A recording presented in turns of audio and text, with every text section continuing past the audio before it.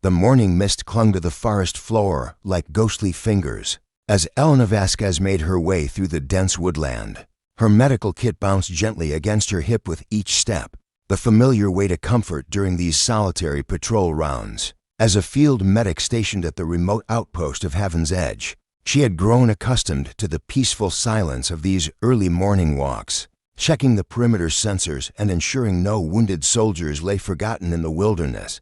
The war between humans and the Zephyrian Alliance had been raging for 3 years now, but this sector had remained relatively quiet. Elena preferred it that way. She had joined the medical corps to heal, not to celebrate violence, though she understood the necessity of defending their colony worlds from the alien invasion. A sharp crack echoed through the trees, followed by a distant rumble that made the ground beneath her feet vibrate. Elena froze, her hand instinctively moving to the emergency beacon on her belt. That sound was unmistakable. A ship had crashed somewhere nearby, following protocol. She should immediately contact base and request a search team, but something in her gut told her to investigate first. If it was one of their own pilots, every second could mean the difference between life and death. Elena adjusted her course, following the path of broken branches and scattered debris. The acrid smell of burning fuel grew stronger as she climbed over fallen logs and pushed through thick undergrowth. Her breath came in short puffs in the cool morning air, and her heart raced with a mixture of adrenaline and apprehension. The crash site opened before her like a wound in the earth. A sleek, silver vessel lay crumpled against a massive oak tree, its hull split open like a broken egg. Elena's breath caught in her throat. The ship's design was unlike anything in the human fleet, all flowing curves and organic lines that seemed to pulse with a faint, otherworldly light. This was a Zephyrian ship. Elena's training kicked in, warring with her basic human instincts. Protocol demanded she retreat immediately and call for military backup. The enemy could be armed, dangerous, or worse. This could be a trap designed to lure in unsuspecting humans. But then she heard it, a low moan, barely audible above the hissing of escaping gases. From the damaged vessel, someone inside was hurt, possibly dying. Elena found herself moving forward before her conscious mind made the decision. Her medical oath echoed in her thoughts. First, do no harm. Preserve life above all else. It said nothing about the species of the patient. She approached the breach in the hull cautiously, her medical scanner already active and sweeping for life signs. The readings were erratic but definitely present. One individual, injured but alive. Elena peered through the torn metal, her eyes adjusting to the dim interior. The cabin was a maze of twisted metal and sparking circuits. Bioluminescent panels cast an eerie blue glow over the destruction. And there, pinned beneath a collapsed support beam, lay a figure that made Elena's breath catch. The being was humanoid, but clearly alien, tall, perhaps 7 feet of standing, with skin that seemed to shimmer between pale green and silver in the strange light. His limbs were longer and more graceful than human proportions, and his face, while recognizably intelligent, bore features that spoke of evolution under different stars. Most striking were his eyes, large, luminous, and currently clouded with pain. Dark purple blood seeped from multiple wounds across his torso and arms. His breathing was labored, and Elena's scanner indicated several broken ribs and possible internal bleeding. Without immediate treatment, he would die within the hour. Elena stood at the threshold, her entire world balanced on the edge of a decision. Everything she had been taught, every briefing about the ruthless alien invaders, every propaganda poster showing them as monsters, all of it crashed against the simple, undeniable reality before her. This was not a monster. This was a person hurt and afraid and dying. The alien's eyes found hers, and for a moment, time seemed suspended. She saw intelligence there, and something else that made her heart skip, a profound sadness, as if he carried the weight of worlds on his shoulders. His lips moved, forming words in a language she didn't understand, but the tone was unmistakable. He was asking for help. Elena dropped to her knees beside the wreckage and began pulling away debris. Her hands moved with practiced efficiency, checking his pulse, rapid but steady, and assessing his injuries. The alien watched her with wonder, as if unable to believe what was happening. "It's okay," she whispered, more to herself than to him. "I'm going to help you." She managed to free him from the beam, her scanner guiding her movements to avoid causing further damage. His weight was surprising, lighter than his size suggested, as if his bones were hollow like a bird's. As she worked, she found herself studying his face, noting the elegant bone structure and the way his skin seemed to hold its own inner light. Elena activated her portable medical field generator, creating a sterile environment around them both. The device hummed to life as she began the delicate work of treating his wounds. Her hands were steady despite her thundering heart, falling into the familiar rhythm of emergency medicine. The alien drifted in and out of consciousness as she worked, sometimes watching her with those luminous eyes, other times muttering in his own language. Elena found the sound oddly musical, like wind chimes in a gentle breeze. As the immediate crisis passed and his vital signs stabilized, Elena realized the magnitude of what she had done. She had not only violated direct orders, but had potentially committed treason. If discovered, she would face court-martial at best, execution at worst.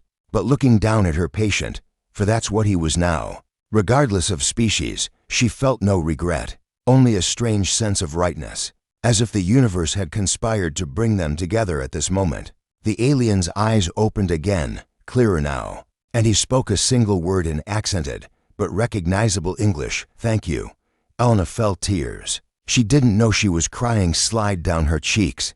In that moment, everything she thought she knew about the war, about the enemy, about herself, began to shift like sand beneath her feet. "What's your name?" she asked softly.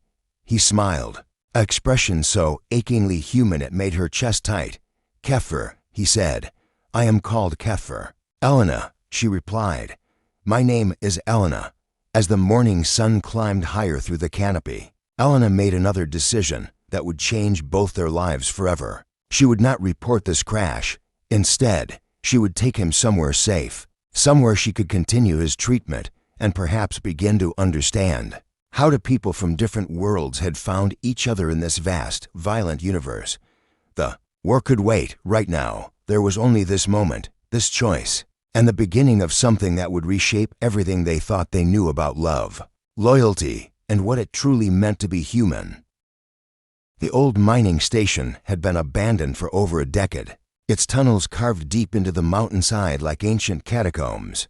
Elena had discovered it during her first month at Heaven's Edge, a perfect hiding place she had converted into a secret medical retreat where she could treat patients away from the prying eyes of military bureaucracy. Now, as she carefully transported Kefir through the hidden entrance, she wondered if she had lost her mind completely. The alien warrior was barely conscious, his weight supported by her emergency hover stretcher as they navigated the narrow corridors, lit only by her headlamp.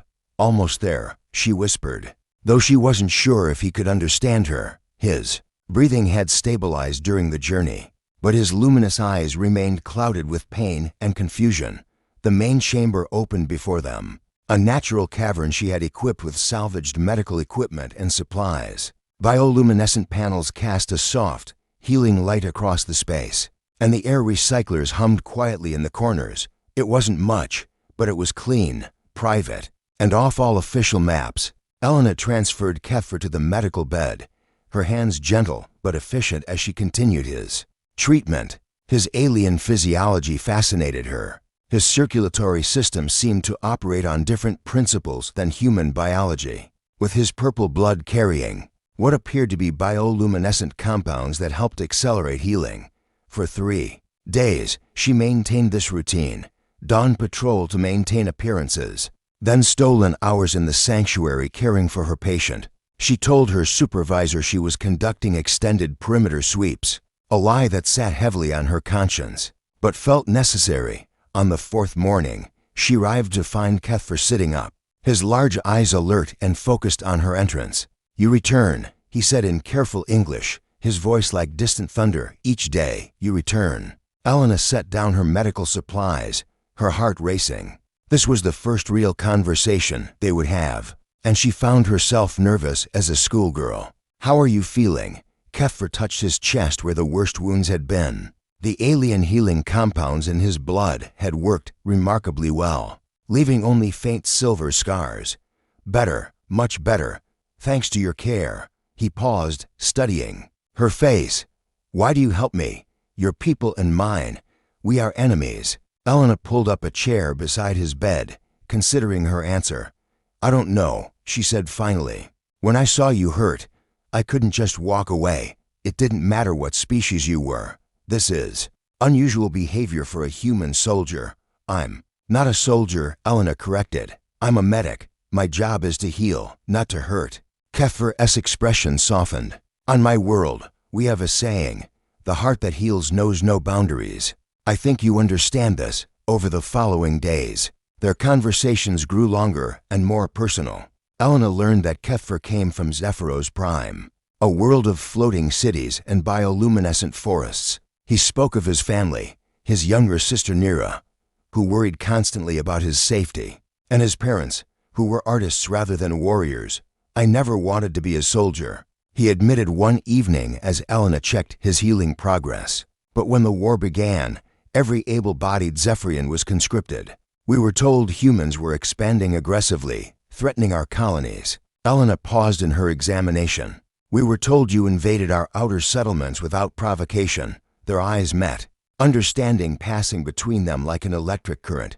Perhaps, Kefir said slowly, we have both been told lies. Elena found herself looking forward to these sessions more than she cared to admit. Kefir was intelligent and thoughtful, with a dry sense of humor that emerged as his English improved. He told her stories of his homeworld, of crystal gardens that sang in the wind and great libraries that floated among the clouds. In return, she shared her own memories, growing up on Earth's agricultural colonies, her decision to study medicine after losing her brother in a mining accident, her dream of one day working with alien biology to advance medical science. You are not what I expected, Kefir said one afternoon, his luminous eyes studying her face as she prepared his medication. What did you expect? Something cold, mechanical. We were taught that humans had no capacity for compassion, that you conquered worlds without thought for the life already there. Elena laughed softly. I could say the same about what we were taught about Zephyrians, monster invaders who wanted to enslave humanity. And yet here we are, Kefir said, his hand moving to cover hers where it rested on the bed rail. His skin was warm, with a texture like the finest silk, to people from different worlds, talking like old friends. The touch sent an unexpected jolt through Elena's system. She looked down at their joined hands, her pale human skin against his luminescent silver green, and felt something shift in her chest. This was dangerous territory. She knew, but she couldn't bring herself to pull away. Kefir, she began, then stopped, unsure how to voice the thoughts swirling in her mind. I know, he said softly. I feel it too. They sat in comfortable silence, hands intertwined, both aware that they stood at the edge of something that could either heal or destroy them both. Outside, the war continued, but in this small sanctuary carved from stone and lit by alien bioluminescence, two hearts began to recognize something that transcended species and conflict. As the week progressed, Kefir's strength returned. Soon, he would be well enough to leave, to attempt to return to his own people. The thought filled Elena with an inexplicable sadness. What will happen when you're healed? She asked one evening as they shared a simple meal she had prepared. Kefir was quiet for a long moment. I should try to reach the Zephyrian lines. Report what happened to my ship. He looked at her, and she saw the same sadness reflected in his luminous eyes. But I find myself reluctant to leave this place, to leave you. Elena's breath caught. Kefir, is it wrong? He asked, to find beauty in the midst of war? To discover that the supposed enemy has the kindest heart I have ever known? Before she could answer, the sound of approaching footsteps echoed through the tunnels. Elena's blood went cold. Someone had found the sanctuary. She grabbed her medical scanner. But it was too late. A figure appeared in the entrance, weapon drawn. Elena. The voice was familiar, concerned. What the hell are you doing down here? It was Marcus Webb, her patrol partner, his face a mask of shock and growing anger as he took in the scene. Elena, the hidden medical facility, and most damning of all, the alien warrior sitting calmly on the bed. Marcus, Elena said, rising slowly, her hands visible and empty. I can explain, can you? Marcus's weapon remained trained on Kethver, who had not moved despite the obvious threat. Because it looks like you're harboring an enemy combatant. It looks like treason. Elena stepped between them, her heart pounding. Everything she had built, everything she and Kethver had discovered together, balanced on the edge of this moment. And she realized that for the first time in her life, she was prepared to risk everything for love.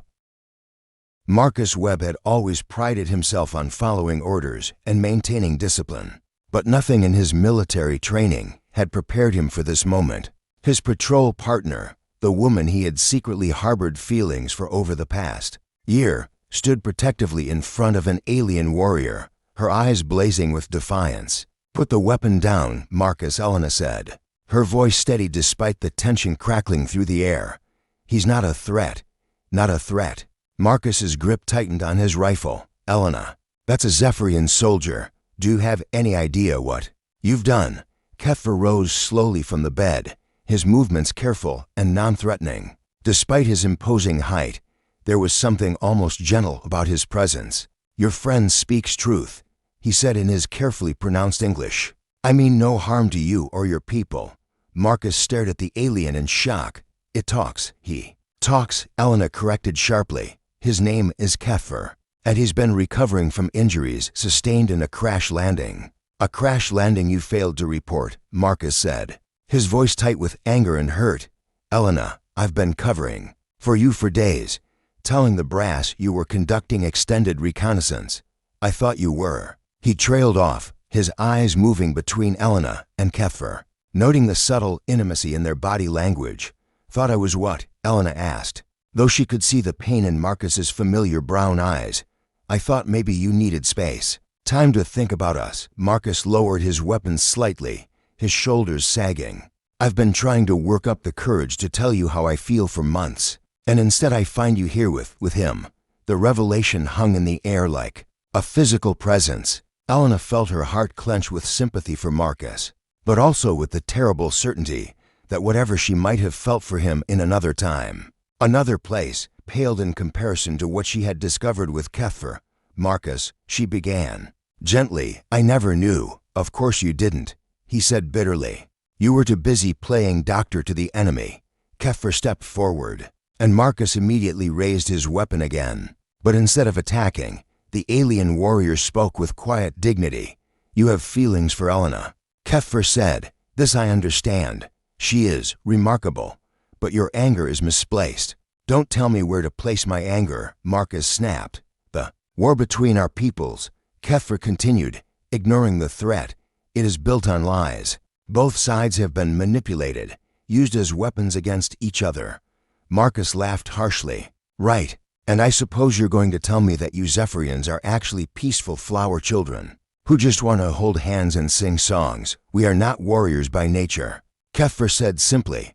Before this conflict, the Zephyrian Alliance had not engaged in warfare for over 3 centuries. We are artists, philosophers, scientists. We build rather than destroy. Then why are you here? Why did your people attack our colonies? Elena watched the exchange with growing fascination. She had never seen Marcus engage with anything other than absolute certainty. But Kethver's calm responses seemed to shake something in her partner's worldview. Because we were told that humanity was expanding aggressively through our space. Kethver explained that your species was attempting to claim worlds that had been under Zephyrian protection for millennia. Our leaders showed us evidence of human military buildup, of plans to invade our home world. Marcus frowned. That's impossible. We're the ones defending against your invasion, are we? Kethver asked gently. Or are we both dancing to someone else's music? Elena felt pieces of a puzzle clicking together in her mind.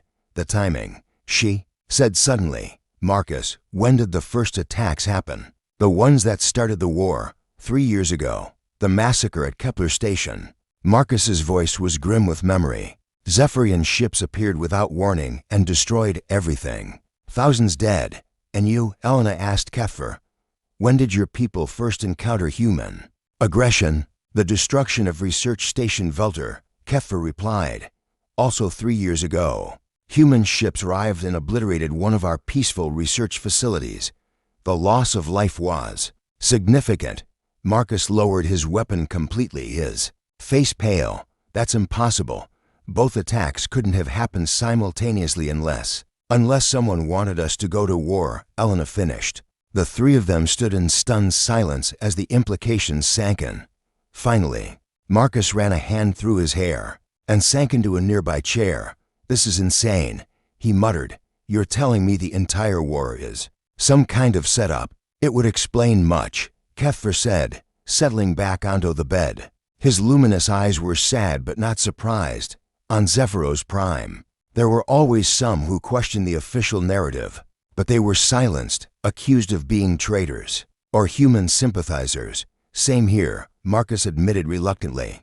There were intelligence officers who claimed the attacks didn't match Zephyrian battle tactics, but they were reassigned or discharged. Elena felt a surge of hope. If Marcus could see the truth, maybe there was a chance for something more than this hidden sanctuary.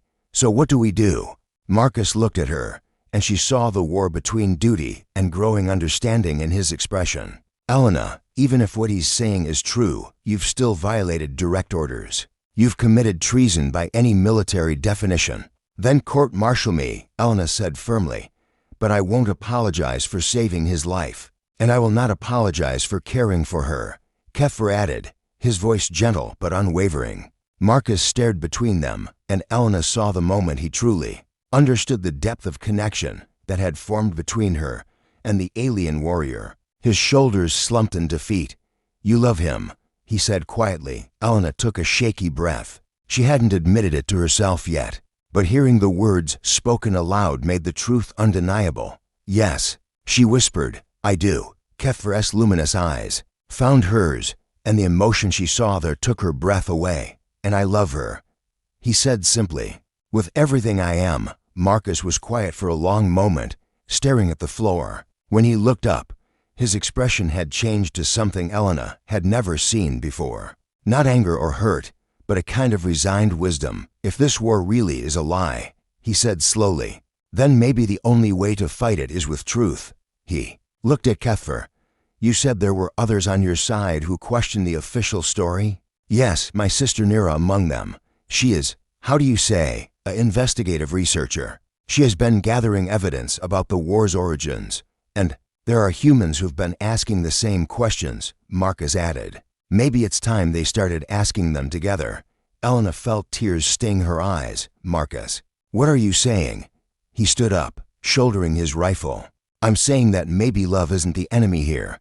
He looked at Keffer with something approaching respect.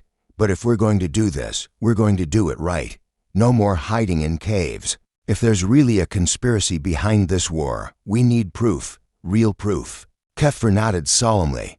"I can contact my sister.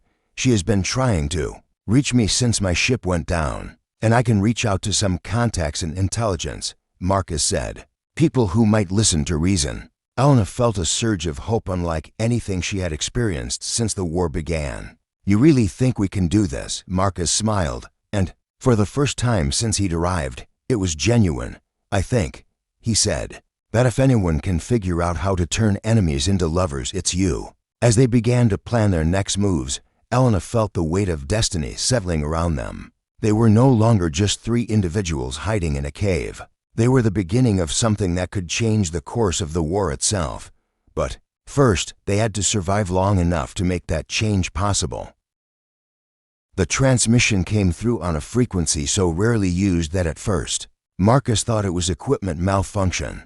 But as the alien symbols resolved into readable text on his modified communications ray, he realized they had made contact with something far more significant than they had hoped. "It's a message from your sister," he told Keffer, who had grown increasingly anxious over the past week as they attempted to establish communication.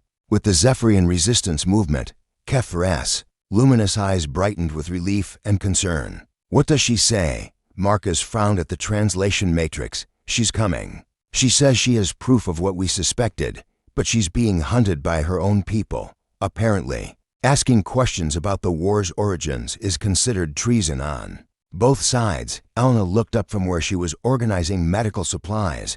Over the past 2 weeks, their hidden sanctuary had transformed into something resembling a command center, with communication equipment, intelligence files, and evidence of the conspiracy that had started the war. But it had also become something more personal, a place where she and Keffer could exist together without the weight of species and conflict defining them. How long until she arrives? Elena asked. Unknown, Marcus replied. But she's traveling, alone and avoiding all official channels. Could be days, could be hours. As if summoned by his words, the proximity sensors they had installed at the cave entrance began to chime softly. All 3 of them froze, reaching for weapons with practiced efficiency. It's too soon to be her, Marcus muttered, checking his scanner. Single individual, but the heat signature is wrong for human. Keffer moved to the cave entrance with fluid grace, his enhanced senses picking up details the human equipment missed. It is Zephyrian, he confirmed, but moving carefully. Not like a hunter. They waited in tense silence as footsteps echoed through the tunnel system. Finally, a figure appeared in the entrance, tall, graceful, with the same luminescent skin as Keffer, but distinctly feminine features, and wearing what appeared to be civilian clothing, rather than military gear. Brother, the newcomer said, in accented English, her voice carrying both relief and exhaustion. Nira. Keffer rushed forward, embracing his sister with obvious joy. Elena felt a pang of something she couldn't quite identify, not jealousy, but a sudden awareness of how alien she was to this family bond. Nira studied Elena and Marcus over her brother's shoulder, her large eyes wary but curious. These are the humans who helped you. This is Elena, Keffer said, his voice warm with pride. She saved my life. And Marcus, who has become an unexpected ally. Nira's gaze lingered on Elena, and Elena felt as if she were being evaluated by a brilliant mind. Finally, the alien woman nodded slowly. I see why you stayed, brother. There's something different about this one. Elena felt herself blushing, which seemed ridiculous given the circumstances. I'm pleased to meet you, Nira. Keffer has told me so much about you. And he has told me much about you, Nira replied, settling onto one of the makeshift chairs they had assembled, including some things that would be considered impossible by our respective peoples. Marcus activated the communication equipment they had been using to coordinate their investigation. We've been trying to piece together the truth about how this war started. Keffer said you had evidence. Nira's expression grew grim. She produced a small, crystalline device that pulsed with stored data. More than evidence. I have recordings, communications, financial transfers. The war between our peoples was orchestrated by a third party, arms dealers, military contractors, political extremists from both sides who stood to profit from extended conflict. Elena felt her heart sink. So many people have died for someone else's profit. Worse than that, Nira continued. The group responsible is planning to escalate the conflict. They have developed new weapons, technologies that could devastate entire worlds. The war we have been fighting is only the beginning. Keffer moved to stand beside Elena, his hand finding hers in a gesture that had become natural over there. Weeks together, then we must stop them. We, Nira asked, her eyes moving to their joined hands with interest rather than judgment. Yes, Elena said firmly. All of us. This has gone beyond species loyalty. This is about stopping mass murder. Marcus pulled up star charts on his display. The question is how. Even if we can prove conspiracy, who's going to listen? Both sides are so committed to the war now that questioning it is considered treason. There are still those who remember what peace looked like, Nira said, on Zephyros Prime. There's a growing movement of people who refuse to believe that humanity is inherently evil. And here, some, Marcus admitted, not many, but some. The problem is getting them to listen long enough to see the evidence. Elena had been quiet, thinking. Finally, she spoke up. What if we don't try to convince the governments? What if we go directly to the people? How? Keffer asked. A broadcast, simultaneous transmission to both human and Zephyrian networks. Show them the evidence. Tell them the truth about what's been done to them. Nira leaned forward, her luminous eyes bright with interest. That would require access to both communication networks simultaneously. Nearly impossible. Nearly, Marcus said slowly. but not completely. I know someone who might be able to help. U.S., but it would mean leaving here, going back into the world where we're all fugitives. Elena felt fear clench in her stomach, but she also felt something stronger, determination. Then that's what we do. Keffer squeezed her hand. Elena, if we are discovered, the consequences will be severe. For all of us, but especially for you and Marcus. You would be considered traitors to your own species. Elena looked at him, at this being who had become more precious to her than her own life. Keffer, 3 months ago I thought love was something that happened between people of the same species, the same world, the same culture. You've shown me that love is bigger than all of that. If we can show others what we've found, it could change everything, Nira finished softly. She looked at her brother with something approaching awe. You really love her. With everything I am, Keffer replied without hesitation. And you? Nira asked Elena. Do you love him enough to risk everything? Elena didn't hesitate. I love him enough to risk anything, Nira smiled. The first truly joyful expression Elena had seen from her. Then perhaps there is hope for both our peoples. Marcus began shutting down their equipment. If we're going to do this, we need to move fast. My contact is 3 days' travel from here, but she won't wait long. The longer we delay, the more chance we'll be discovered. As they prepared to leave their sanctuary, Elena felt a bittersweet pang. This cave had been where she and Keffer had discovered their love, where they had learned that two beings from different worlds could find common ground. Now they were venturing out into a universe that would see their relationship as impossible, forbidden, even treasonous. But as Keffer's hand found hers in the darkness of the tunnel, she knew that some things were worth any risk. Love, truth, the hope of peace, these were worth fighting for, worth dying for if necessary. Behind them, the sanctuary fell dark and silent. Ahead lay uncertainty, danger, and the slim possibility that two hearts joined across the vastness of space could help heal the wounds that war had torn in the galaxy itself. The abandoned communications relay station perched on the edge of a cliff like a mechanical vulture. Its massive dish pointed toward the stars. Dr. Yuki Tanaka had been waiting for them in the shadows of the facility, her weathered face creased with worry and determination. I knew you'd either come here or end up dead, she told Marcus as their small group approached through the pre-dawn darkness. Given the price on your heads, I was betting on dead. Elena felt Keffer tense beside her. Even after weeks together, he still struggled with the casual way humans discussed mortality. There's a price on our heads. 50,000 credits each for the humans, Yuki replied, studying Keffer and Nira with scientific curiosity rather than fear. 100,000 for lives Ephrian prisoners. You've managed to make enemies of both governments remarkably quickly. Then you know why we're here, Marcus said. Yuki nodded toward the facility. Inside, the outer perimeter is shielded, but we don't have long before someone notices the power signature. The interior of the relay station was a maze of cables, servers, and transmission equipment. Yuki had clearly been preparing for their arrival. Multiple screens showed network access points for both human and Zephyrian communication systems. This is impressive, Nira said, examining the setup with professional appreciation. You've managed to create a bridge between incompatible technologies. 20 years of xenotechnology research, Yuki replied, most of it technically illegal under current wartime restrictions. She looked directly at Elena.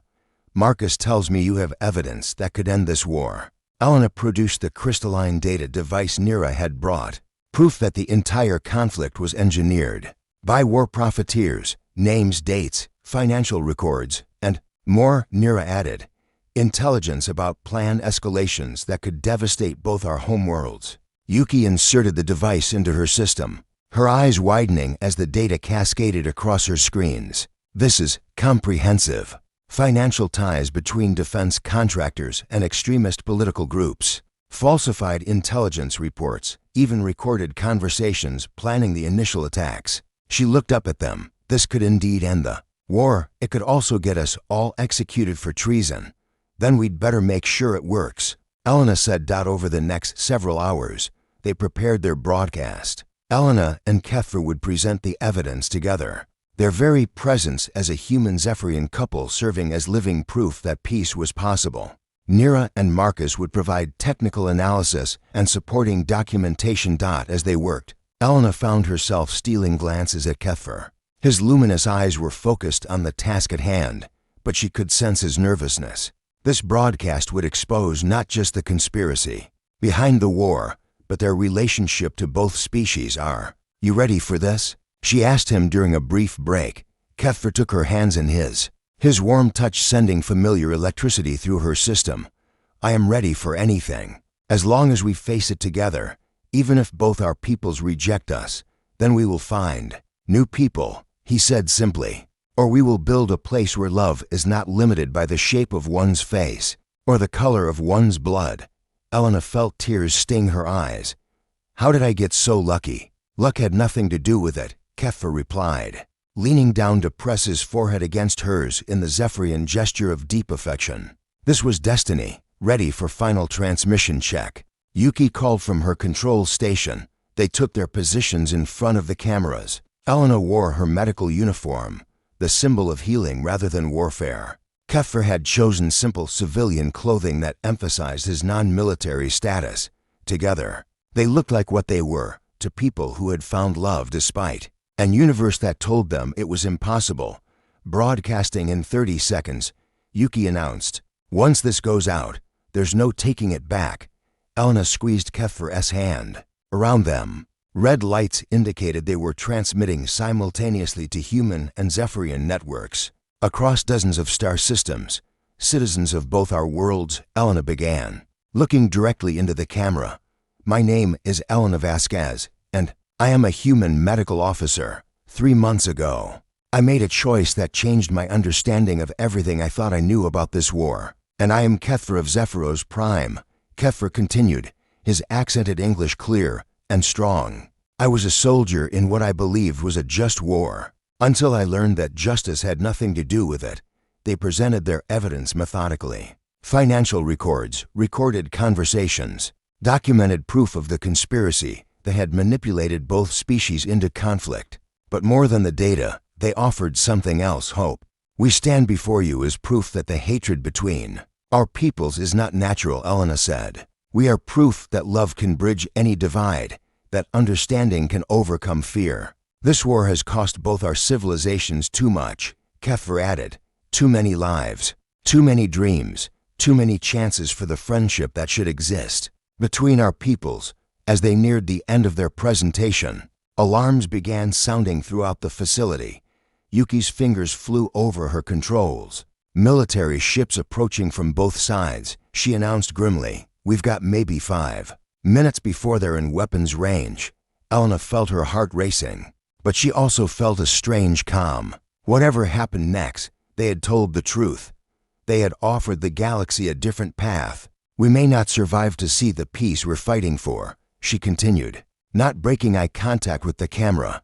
But if our love can inspire even one person on each side to question the hatred they've been taught, then it will have been worth everything. Keffer nodded, his luminous eyes bright with emotion. We ask you not to see us as traitors, but as the beginning of what our species could become together. We ask you to choose love over fear, understanding over hatred, hope over despair. The transmission ended just as the first ships appeared on the horizon.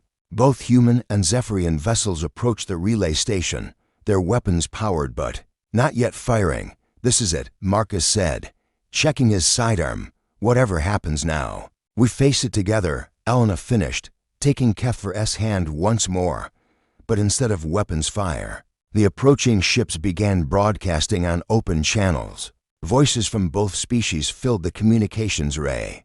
Messages of support, calls for ceasefire, demands that their respective governments investigate the evidence presented in the broadcast. The transmission worked, Nira said, tears of joy streaming down her luminescent cheeks.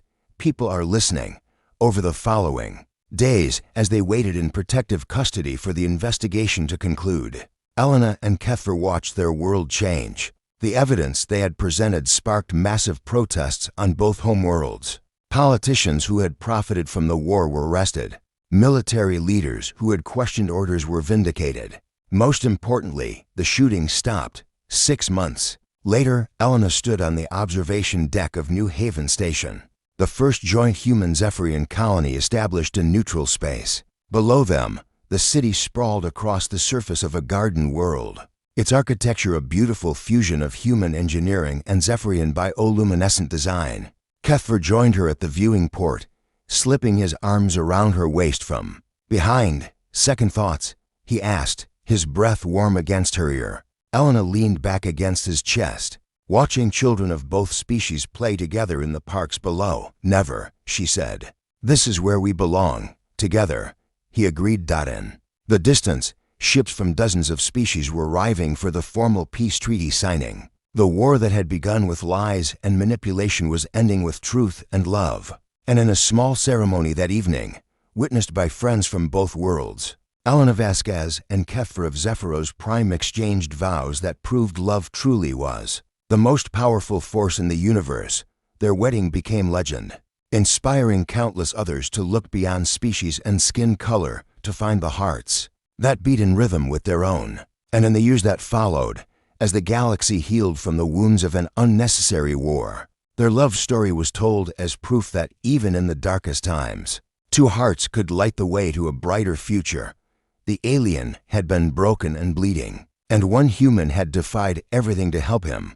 But in the end, he had healed her just as much as she had healed him, and together they had helped heal two worlds. Love, as it turned out, was indeed beyond worlds.